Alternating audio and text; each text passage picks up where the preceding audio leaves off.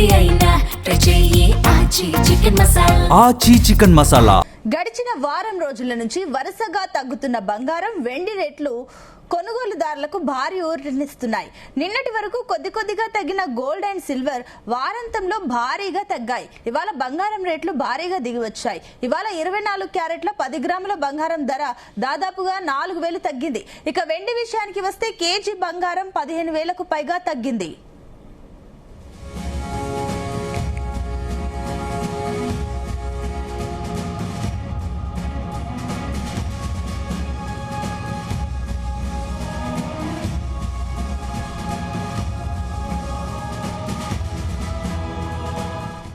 దీనికి సంబంధించి మనకు అనాలిసిస్ ఇవ్వడానికి మనతో పాటు మార్కెట్ ఎక్స్పర్ట్ ప్రభు గారు మనతో పాటు ఉన్నారు. ప్రభు గారు, గుడ్ ఆఫ్టర్నూన్ అండి. సో ఎవరు ఎక్స్పెక్ట్ చేయని విధంగా బంగారం, సిల్వర్ ధరలు ఎంత మేర ఆకాశాన్ని తాకాయో అంతే డ్రాస్టిక్ చేంజ్ ఒక్క రోజులో 4,000 బంగారం ధర తగ్గడం, అటు 15,000కు పైగా అటు సిల్వర్ దగ్గర తగ్గడం.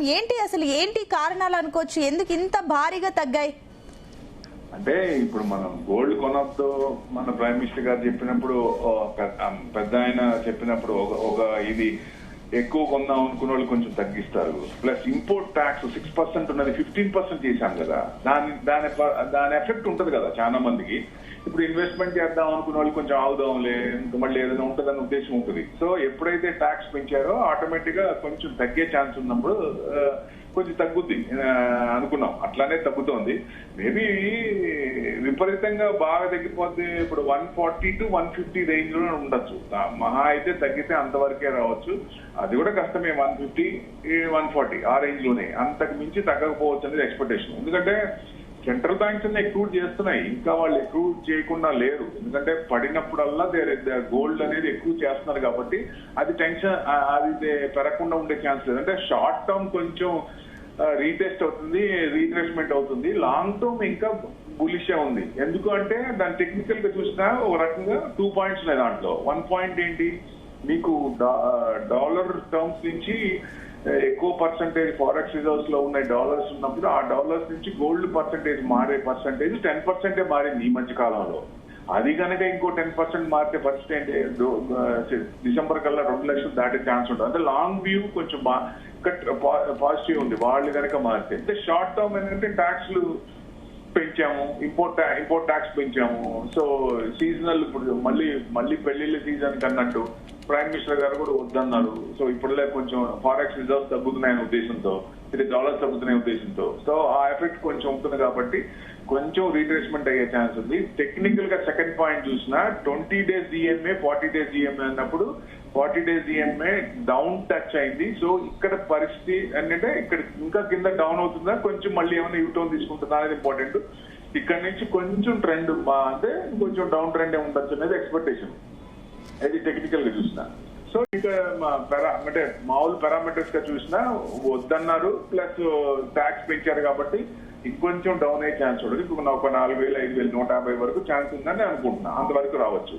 ఎందుకంటే బాగా విపరీతంగా పడే ఛాన్స్ లేదు. అవతల సెంట్రల్ బ్యాంక్స్ అన్ని డిమాండ్ ఉంది, వాళ్ళు పడినప్పుడల్లా చిన్నగా ఎక్కువ చేస్తున్నారు కాబట్టి ఈ ఛాన్స్ తీసుకుంటారు వాళ్ళు.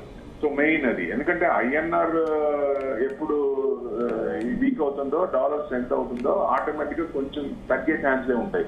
ప్లస్ అక్కడ ఇంట్రెస్ట్ రేట్లు ఇంకా యుఎస్ లో పెంచే ఛాన్స్ ఉంది. ఇప్పుడు ఎందుకంటే next 17th, 18th, maybe 18th, 19th fed meeting ఉంది. ఫెడ్ మీటింగ్ లో ఇంట్రెస్ట్ రేట్లు కొంచెం పెంచుతారనే ఉద్దేశం. ఇప్పుడు పెంచినప్పుడు మరి దానికి inversely proportional to the gold కదా, సో అసెట్ క్లాస్ లో. సో ఇంట్రెస్ట్ రేట్ పెంచినప్పుడు గోల్డ్ ఇంకొంచెం తగ్గే ఛాన్స్ ఉంటుంది కాబట్టి ఇంకా కొంచెం డౌన్ ట్రెండ్ ఉందని చెప్పొచ్చండి. ఓకే, అంటే ప్రభు గారు మీరు అన్నట్లు కూడా ప్రధాని మోదీ బంగారం కొనొద్దు అంటూ కూడా దేశ ప్రజలను ఉద్దేశించి మాట్లాడిన తర్వాత నిజంగా ప్రజలు కొనకుండా ఆగినందుకు ఏమైనా వర్కౌట్ అయ్యిందా? అందుకేనా బంగారం దిగి రావడానికి అది కూడా మేజర్ రీజనా? అంటే ఆయన కొనొద్దు అంటే పూర్తిగా ఏం కొనొద్దని లేదు. ఇన్వెస్ట్మెంట్స్ ఎక్కువ అంటే ఇన్వెస్ట్మెంట్ యాంగిల్లో వద్దన్నారు కాబట్టి అవసరార్థం కొనుక్కోమని గూఢార్థం దాంట్లో. అంటే పెళ్లి ఉంటే అసలు కొనొద్దు గోల్డ్, ఫంక్షన్ ఉంటే మీరు ఏదైనా గోల్డ్ కొనొద్దు అని కాదు. ఎక్సెస్ ఏదన్నా ఇన్వెస్ట్మెంట్ యాంగిల్లో ఎక్కువ కొనకండి. ఎందుకంటే గోల్డ్ మనం బయట నుంచి తెస్తాం కాబట్టి డాలర్స్ లో కొనుక్కోవాలి, మనం డాలర్స్ తో పే చేయాలి.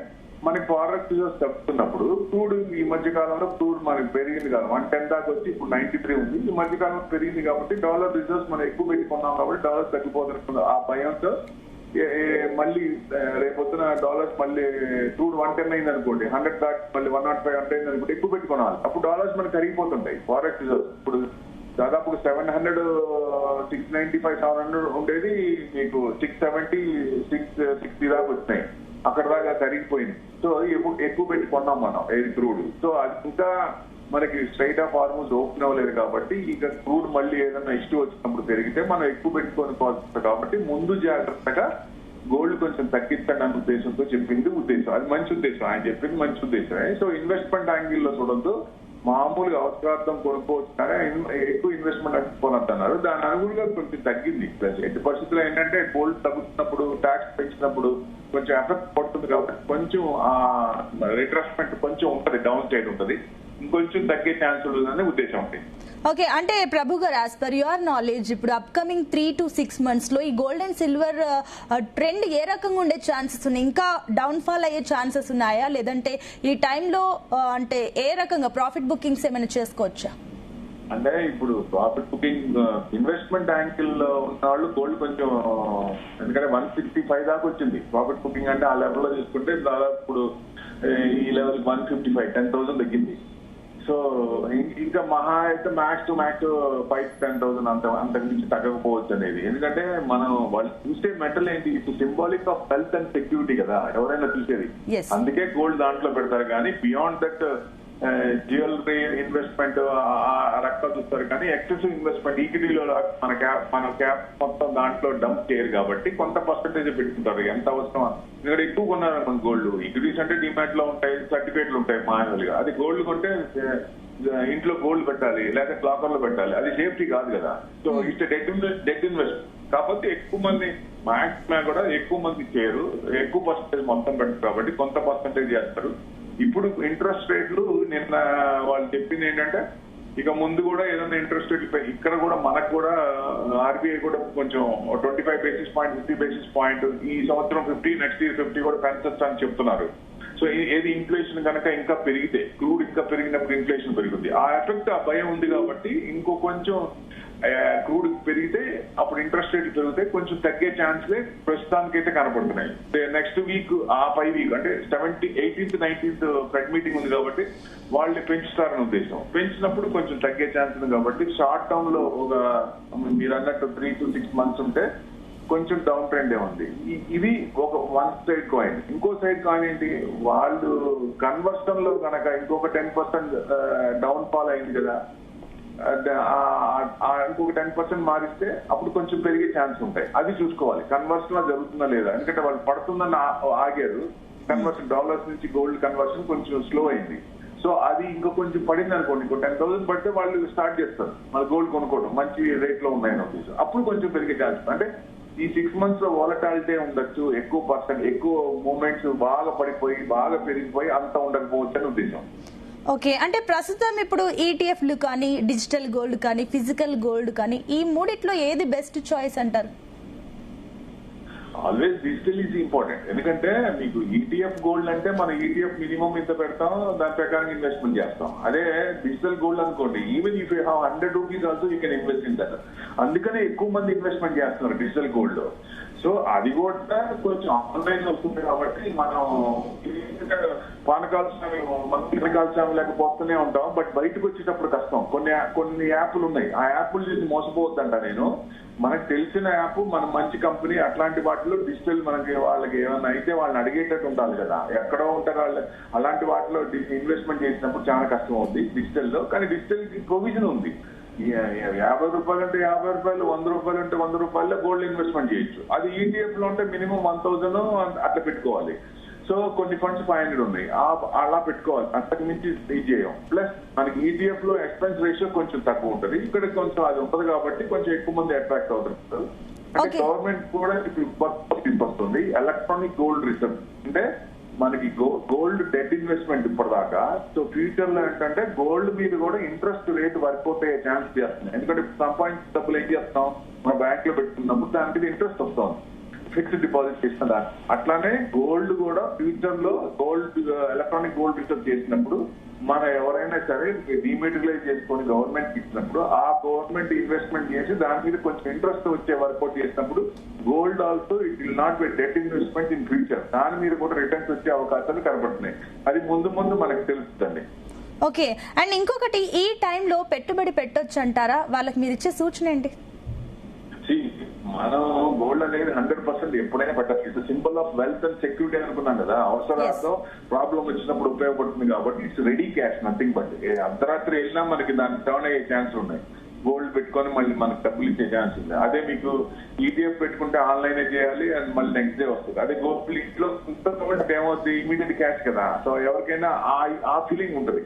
సో జనరల్ గా ఏంటంటే మెటల్స్ లో ఎక్కువ పర్సెంటేజ్ పెట్టకుండా మనకున్న క్యాపిటల్ లో 10 to 20%, అంటే గోల్డ్ లో మొత్తం 20% కాకుండా గోల్డ్ లో కొంత పర్సెంటేజ్, సిల్వర్ లో కొంత పర్సెంటేజ్, కాపర్ లో కొంత పర్సెంటేజ్, ఆ 20% అనేది. అంటే ఇవాళ మా దగ్గరికి వచ్చే వాళ్ళు జంజీ అంటే స్టూడెంట్స్ కానీ అంటే 25-30 years వాళ్ళ అభిప్రాయాలు ఏంటంటే 20% గ్లోబల్ ఇన్వెస్ట్మెంట్ చేయాలి, 20% మెటల్స్ లో చేయాలి, 60% ఈక్విటీలో చేయాలి. డెట్ అనేది మర్చిపోయారు, అసలు డెట్ అనేది తీసి పక్కన పెట్టారు.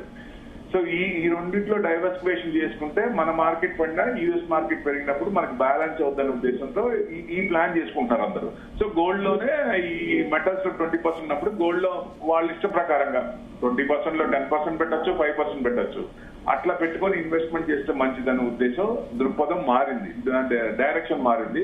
సో అందరి టేస్ట్ కూడా, రుచులు కూడా ఇట్లా మారినాయి. సో డైవర్సిఫికేషన్ చేసుకుంటే బాగుంటుందని ఎవరైనా సరే ఎక్కువ పెట్టకుండా ఆ పర్సంటేజ్ లోపల పెడితే ఒకవేళ దాంట్లో ఏదైనా మెటల్ పడినా, గోల్డ్ పడినా, సిల్వర్ పడినా పెద్ద ఎఫెక్ట్ పడదు.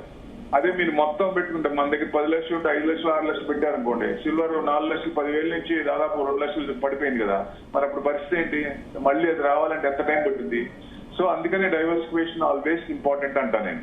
ఓకే, అండ్ ప్రభు గారు, ఇంకొక మేజర్ థింగ్ నేను ఈ మధ్య కాలంలో ఎక్కువగా అబ్జర్వ్ చేసింది ఏంటంటే కూడా ఇన్వెస్టర్స్ ఎక్కువగా గోల్డ్ కంటే కూడా సిల్వర్ మెటల్ పైన ఎక్కువ ఇంట్రెస్ట్ చూపిస్తున్నారు. ఇన్ఫాక్ట్ దానిపైన ఇన్వెస్ట్మెంట్ కూడా గోల్డ్ కంటే ఎక్కువగా పెట్టేస్తున్నారు. సో ఏంటి మేజర్ రీజన్ ఏమై ఉండొచ్చు? ఓన్లీ ఇండస్ట్రియల్ యూజేనా, ఇంకా ఏమైనా యూజెస్ ఉన్నాయనుకోవచ్చా? మీకు గోల్డ్ షాప్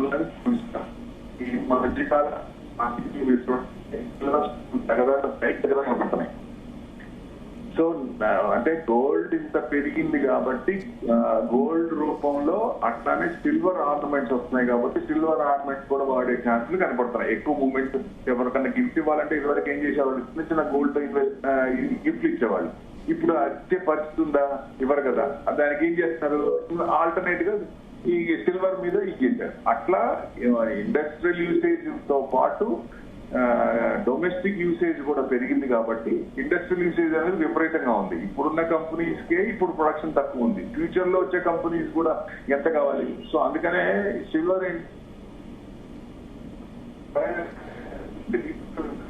పడినప్పుడు కూడా విపరీతంగా పడుద్ది. మనం డైవర్సిఫికేషన్ చేసి పెట్టుకుంటే బెస్ట్, టోటల్ గా పెట్టుకుంటే ఇబ్బంది పడతాం. సో అందుకనే ఎవరైనా సరే ఇప్పుడు ఇన్వెస్టర్ టేస్ట్ ప్రకారం నేను ఇంత రిస్క్ తీసుకోగలను అనుకున్నప్పుడు సిల్వర్ లో పర్సెంటేజ్ కొంచెం ఎక్కువ పెట్టుకోవచ్చు. లేదు అనుకున్నప్పుడు ఒక 30 to 5% సిల్వర్ లో పెట్టుకుంటే మంచి. ఎందుకంటే పడినప్పుడు బాగా పడి మళ్ళీ తిరిగి మళ్ళీ యూటర్న్ తీసుకొని మళ్ళీ పైకి రావాలంటే కొన్ని సంవత్సరాలు పట్టింది. ఫస్ట్ 75,000కి వెళ్ళి 30,000 పెట్టింది. అప్పుడు మళ్ళీ 75 దాటాలంటే ఎంత టైం పట్టింది? సో అది అగ్రెసివ్ మెటల్స్, ఎందుకంటే పెరిగిన విపరీతం ఉంటుంది, తగ్గిన విపరీతం ఉంటుంది. ఆ రిస్క్ నేను తీసుకోగలను, ఇది నేను భరించగలను, ఇది ప్రాఫిట్ లాస్ హిట్ అయితే నేను భరించగలను అనుకున్నప్పుడు దాంట్లో ఎక్కువ పర్సెంటేజ్ పెట్టుకోవాలి. లేదా గోల్డ్ లో పెట్టుకుంటే మనకు ఆపత్కాలంలో ఉపయోగపడుతుంది. కాబట్టి అలాంటి వాళ్ళు ఎవరైనా సరే గోల్డ్ లో కొంత ఎక్కువ పర్సెంటేజ్ పెట్టుకుని 30% లో ఒక 3 to 5% సిల్వర్ లో పెట్టుకుని కాపర్ లో ఒక 5% పెట్టుకుంటే మంచిదని ఉద్దేశం. ఎందుకంటే సిల్వర్ తో పాటు కాపర్ కూడా విపరీతంగా డిమాండ్ ఉంది. కాపర్ ఈటీఎఫ్స్ లేవు కానీ కాపర్ స్టాక్స్ ఉన్నాయి, హిందూ కాపర్ ఇలాంటివి. అవి కూడా 750 నుంచి 500 దాకా తగ్గినాయండి, అంటే ప్రాఫిట్ బుకింగ్ లో ఉంది.